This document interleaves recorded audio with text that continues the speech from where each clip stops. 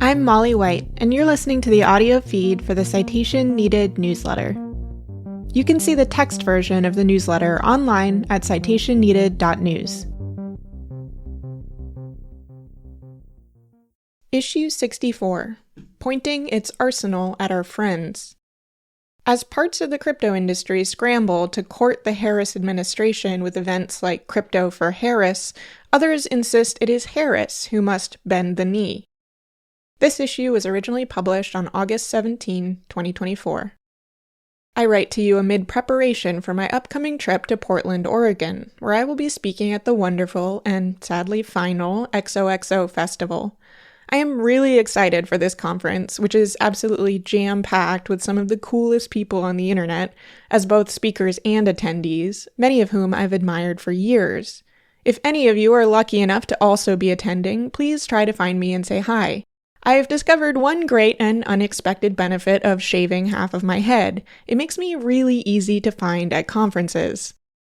While I'm on the topic of conferences, the excellent people at Flipboard have put together a proposal for a conversation between Mike McHugh and I at South by Southwest 2025, where we will talk about digital ownership and online sovereignty for creators.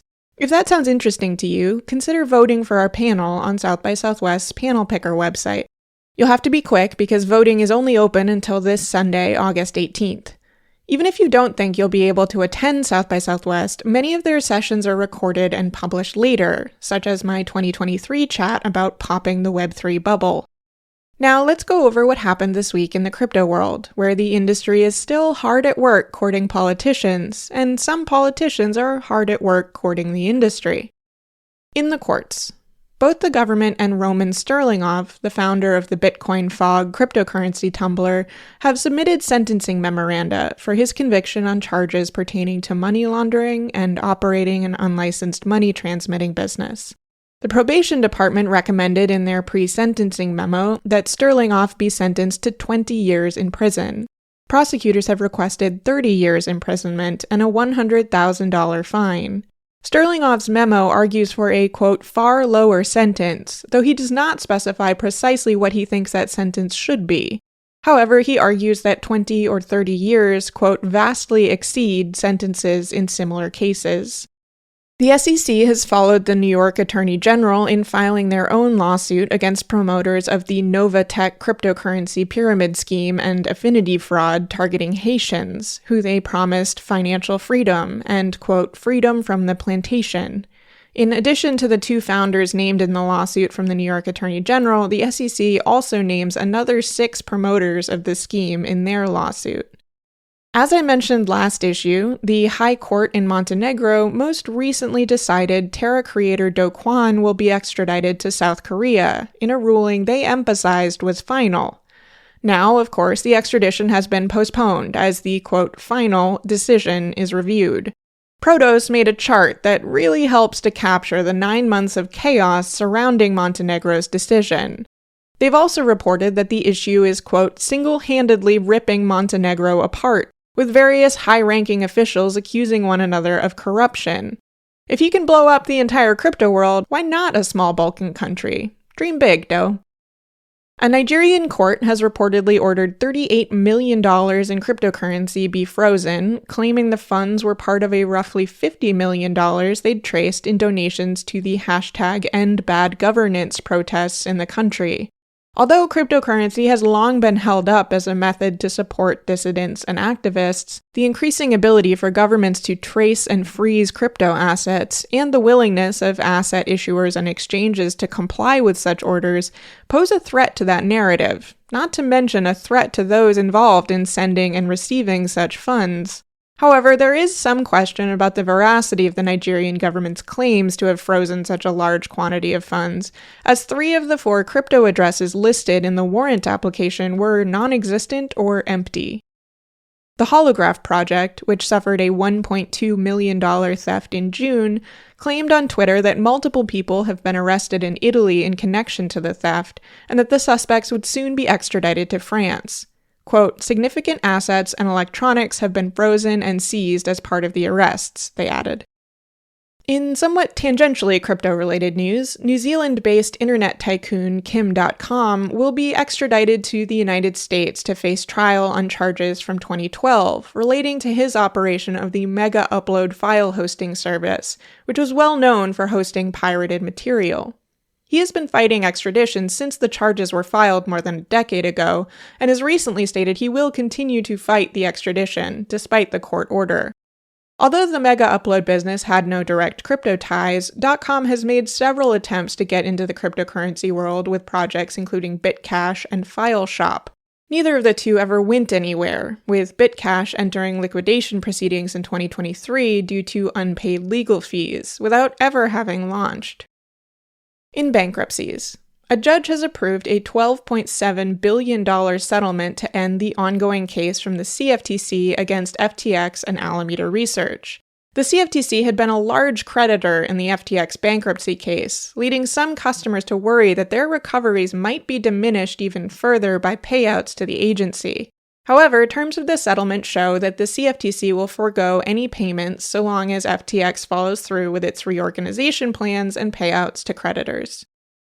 Liquidators for the Three Arrows Capital hedge fund have filed a $1.3 billion claim against Terraform Labs, arguing that Three Arrows, like everyone else, had been misled about the stability of the Terra stablecoin.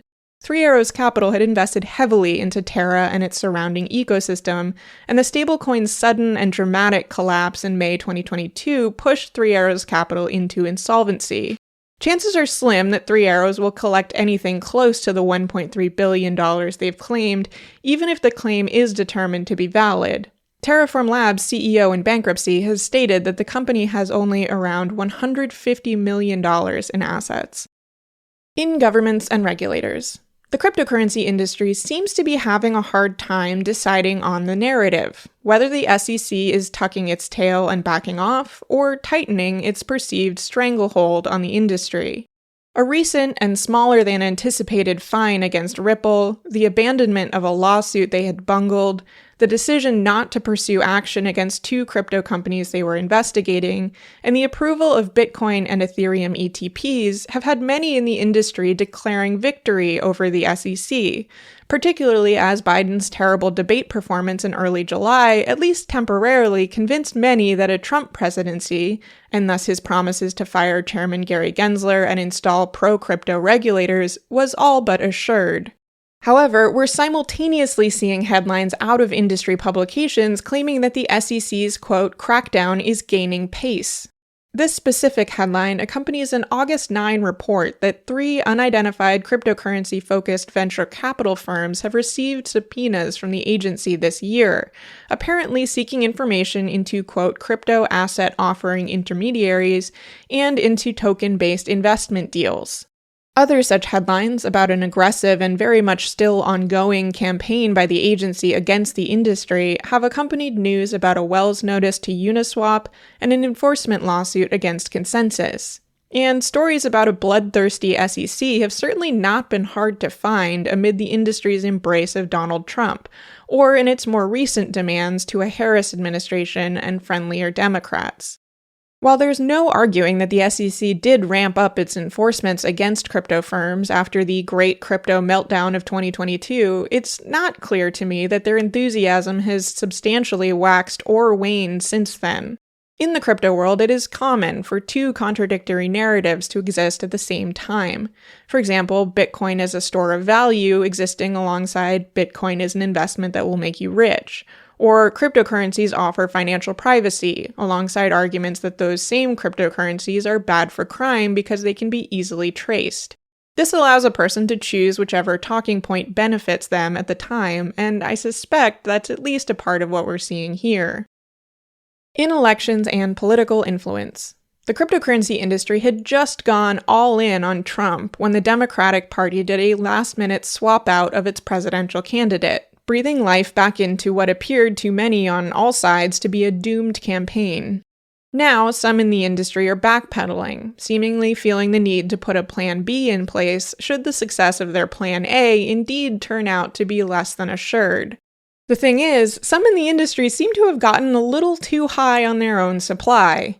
I've noted before that despite the industry's attempts to convince incumbent politicians, candidates, campaign managers, and anyone else who will listen that there is a major block of single-issue voters who will vote for people with pro-crypto policy stances, the people in charge of actually running strategy don't seem to truly believe it. Ads run by the Fairshake PAC and related crypto-focused super PACs make no mention of cryptocurrency, for example, suggesting that those behind them understand that it's not an issue that's likely to sway voters. But it does seem that some of the more gullible executives and figureheads within the crypto world have themselves been bamboozled by the questionable numbers and creatively interpreted polls. The feeling among that group is not that they need to pursue a positive relationship with a possible future Harris administration, but rather that this supposed crypto vote will decide the election, and that they are its gatekeepers. This has led to some rather amusing moments, like Tyler Winklevoss tweeting, quote, "Can anyone explain why Kamala Harris didn't attend the crypto roundtable yesterday? I understand that she's on the campaign trail, but the meeting was virtual. All she needed was an internet connection. Technical difficulties?" This, naturally, sparked some immediate amusement from those outside of the cryptocurrency world and its reality distortion field, with tweets like, "Can anyone explain why Michael Jordan once again failed to show up and dunk at my birthday party, even though I told my entire class he would?"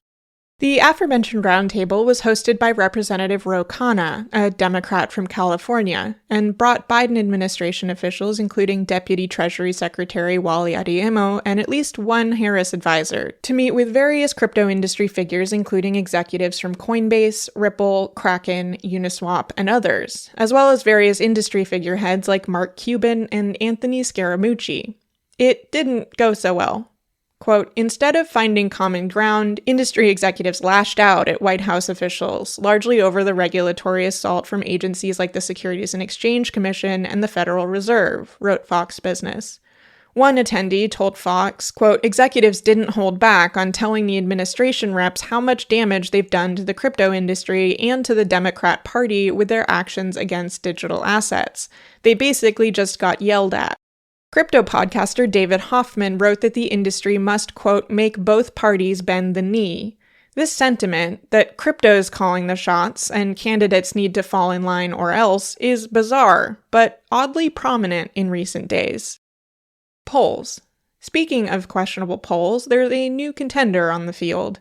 I had missed it, but the crypto venture capital firm Paradigm had released a poll of Republicans in June, which trumpeted that, quote, "Republicans who own crypto are more non-white and younger than typical Republicans, exactly the votes Trump needs in this election." Now they've scrambled together a second poll of Democrats, making the same kinds of arguments in the other direction. Quote, "Making inroads with crypto owners could help Vice President Harris win back some wayward Democrats and increase her likelihood of winning." I have a deep dive into this poll coming out next week. Some of you may wonder why I seem to be so obsessed with the polls that come out of this industry. It's true that, in general, releasing a bad poll is perhaps the most foolproof way to nerd snipe me specifically. However, people really love catchy statistics and seemingly hard data, and I've noticed that these polls spread like wildfire among people with influence, even if they're really questionable. You need only look at the letter to the DNC I mentioned last issue, which was signed by 28 Democratic incumbents and candidates, and which pulls from at least 3 different polls commissioned by the industry. The shoddy Coinbase poll, the shoddy DCG poll, and a poll commissioned by Paradigm back in March that I had missed. One other figure in the letter also seems to come from a poll, although it's not clear to me which poll they're citing. In a Crypto for Harris event this week, Representative Wiley Nickel, a Democrat from North Carolina, again repeated the DCG-sourced claim that 4 in 5 Americans believe the current financial system favors elites. DCG did not ask in the survey whether people believed crypto favored elites. Crypto for Harris. That Crypto for Harris event was one of many events in this template, following ones like Black Women for Harris, White Dudes for Harris, Disabled Voters for Harris, and even Deadheads for Kamala. This event was somewhat different from the others, though, in that it was less focused on fundraising for Harris's campaign or convincing fence-sitters to vote for her, and instead featured a parade of Democratic politicians mostly speaking about how they were supporting the crypto industry. This may have been because Harris has not released much in the way of policy proposals involving digital assets, instead focusing her economic policy points on perhaps slightly more broadly relevant topics, like housing affordability and tax cuts for the middle class. Attendees from the crypto side included investor Mark Cuban, who also featured in a VCs for Harris event earlier this month, investor and extremely brief Trump appointee Anthony Scaramucci, professor and author Tanya Evans, crypto lobbyist Sheila Warren, no relation to Elizabeth, Paradigm policy head Justin Slaughter, Circle policy head Dante Disparte, and crypto company founders Carmel Cadet, Krista McFarland, and Adila Holloway. From the politics side came Senators Chuck Schumer from New York, Kirsten Gillibrand from New York, and Debbie Stabenow from Michigan. Representatives Wiley Nickel from North Carolina, Don Davis from North Carolina, Yadira Caraveo from Colorado, Josh Harder from California, Alyssa Slotkin from Michigan, Dan Goldman from New York, Darren Soto from Florida, and Stephen Horsford from Nevada, Colorado Governor Jared Polis, Delaware State Senator Sarah McBride, Senate candidate Adam Schiff from California, and House candidates George Whitesides from California and Shamari Figures from Alabama. The event mostly consisted of attendees reading prepared statements. Senator Schumer made some waves by promising to, quote, get something passed out of the Senate and into law by the end of the year. Many interpreted this as a nod to Fit 21, which passed the House but has not made it through the Senate, although Schumer did not mention the bill by name. Other politicians mostly repeated talking points about allowing the industry to innovate, maintaining the United States' technological dominance by embracing crypto, but also, quote, providing guardrails. Crypto PACs. Fairshake has managed to piss off some Republicans who had hoped the industry would be a partisan ally and are enraged to see the PAC spending in support of Democrats, now in some cases against Republicans. Throughout the primaries, much, though not all, of the support for Democrats was in primaries where they were challenging other Democrats, which didn't seem to bother Republicans too much. But now that we're exiting primary season, promises from the PAC to back Democrats like Ruben Gallego in Arizona and Alyssa Slotkin in Michigan in their general elections against Republicans have rubbed some the wrong way. Let them fight, I say. The spending has not yet materialized, but Fairshake has promised to spend $3 million apiece on both Gallego and Slotkin's upcoming races. Quote, people are wondering why our main trade association is pointing its arsenal at our friends, said one anonymous crypto industry leader cited by NBC.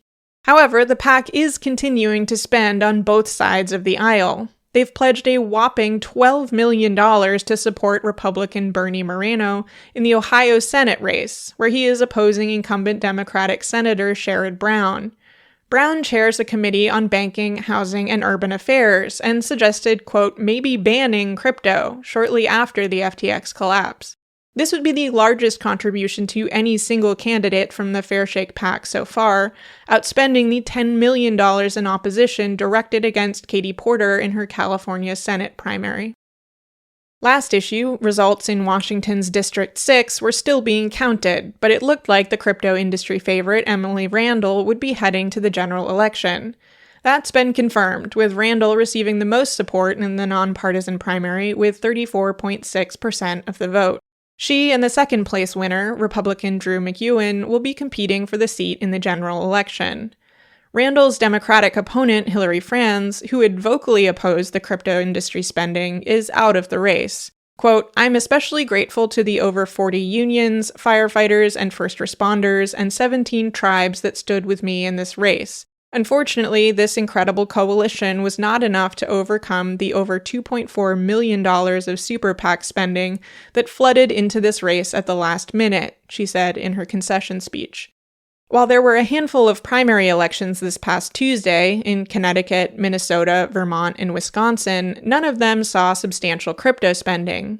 The only race with any crypto spending at all was in Minnesota's House District 6, where Fairshake spent $118,000 all the way back in September 2023 to support incumbent Republican and longtime friend to crypto Tom Emmer. His primary was a blowout, and he won 87% of the vote against professional golf caddy Chris Corey. There are 7 states remaining that have not yet held their primaries. The only one that has seen crypto PAC spending in the primary stage is Massachusetts, where Republican Senate candidate John Deaton has received $1.23 million in support from the Commonwealth Unity Fund, which was created solely to support him. Altogether, that PAC has raised over $2 million, though it seems to be saving some of it for what promises to be an extremely tough race against incumbent Democrat and major crypto enemy Elizabeth Warren. The Massachusetts primary is scheduled for September 3rd. Trump crypto holdings. Recent financial disclosures by Donald Trump reveal that he owns between $1 million and $5 million in Ethereum-based cryptocurrency assets. This lines up with a wallet tagged by Arkham Intelligence as belonging to him, which holds over $2.2 million in ETH. The disclosure also reveals that Trump has earned more than $7.15 million through his licensing agreement with NFT Int, which issues his Trump card NFTs. Interestingly, despite lavishing praise on Bitcoin a few weeks ago at Bitcoin 2024, his disclosures don't show any Bitcoin holdings. Meanwhile, the junior Trumps have been heavily promoting some kind of official upcoming crypto project, but are annoyed that various others keep launching tokens that purport to somehow be related to the Trump family. Quote, "I have truly fallen in love with crypto/DeFi," wrote Eric Trump on August 6th. Quote, "Decentralized finance is the future. Don't get left behind," wrote Donald Trump Jr. the following day. "I'm sure this will go well." The Web3 is going just great recap. There were 4 entries between August 7 and August 17, averaging 0.4 entries per day. $1.4 million were added to the grift counter. North Korean developers built crypto project of $1.3 million. North Korean developers using fake identities have reportedly been trying and succeeding to obtain jobs with various cryptocurrency projects, with blockchain sleuth ZachXBT identifying at least 25 projects who had hired people from a group of developers he linked to the country. His investigation started when a project reported that malicious code inserted by contract developers had resulted in a $1.3 million loss to the project. The funds were later laundered through Tornado Cash. Google ad phishing fools customers looking for Coinbase support. Crypto scammers continue to successfully impersonate support representatives for various prominent cryptocurrency companies, stealing assets from customers who are looking for help. Most recently, Fortune ran a story on a man in his 60s, who they call only Fred, who lost $100,000 after Googling to find a contact number for Coinbase's support team, only to encounter a promoted Google result that directed him to a group of scammers who were able to empty his account. Worth a read. Andreessen Horowitz co-founder and managing partner Ben Horowitz has been fuming over an article about him and his wife, published in the San Francisco Standard, titled "How Billionaires Ben and Felicia Horowitz Made a MAGA U-Turn." They pivoted from supporting Obama's presidential candidacy and various progressive causes to publicly supporting and pledging money to Donald Trump. Horowitz says it's a racist, quote, hit piece ordered by fellow billionaire venture capitalist and business rival Mike Moritz, who owns the Standard. Quote, "Always the bitch asses that throw rocks at the real ones," Horowitz wrote on Twitter. The Washington Post just published a brutal piece about Bitcoin's performance during the recent market jitters, titled "When Markets Get Scary, Crypto Proves Its Worthlessness." In it, the author picks apart the oft-repeated claim that Bitcoin is a stable store of value or a safeguard against inflation. Quote, "It seems less like digital gold than a digital slot machine," writes McCardle. In the news, I'm quoted in a recent piece about the scourge of Elon Musk deepfakes that convince people to hand over their crypto assets or put money into scammy investment opportunities. It's titled, "How Deepfake Elon Musk Became the Internet's Biggest Scammer." Joanna Wright wrote for DL News about the FEC complaint Public Citizen and I filed against Coinbase, as well as Coinbase's response to it. That's titled, "How Coinbase Lawyers Clash with Molly White is Roiling Crypto's $183 million Election Push." That's all for now, folks. Until next time, this has been Molly White. Thanks for listening to this issue of the Citation Needed newsletter. To learn how to support my work, visit mollywhite.net/support. If you'd like to read the text versions of these episodes, sign up to receive the newsletter in your email, or support my work on a recurring basis, go to citationneeded.news.